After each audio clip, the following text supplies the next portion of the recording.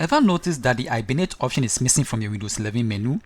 Don't worry, in this video, I'll show you exactly how to bring it back in just a few simple steps, whether it's hidden, disabled, or completely gone.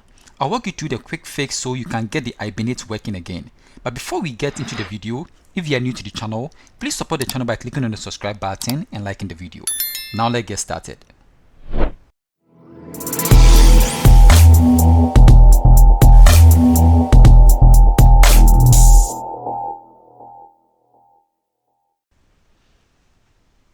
So to fix the Hibernate option in Windows 11, let me show you something real quick, okay? So if I click on the start, then I go to the power here, okay?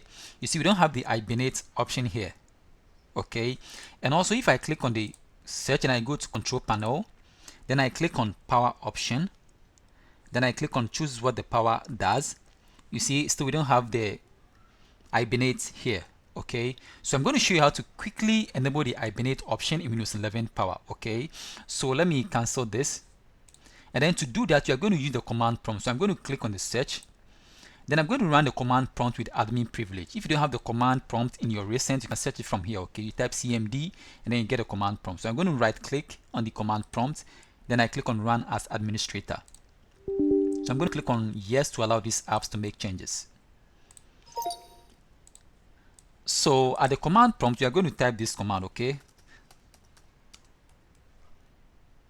So powercfg space hibernate space on, okay? So we are going to turn the hibernate option on, okay? So I'm going to leave this command at the description below, okay? Then I'll press enter on the keyboard.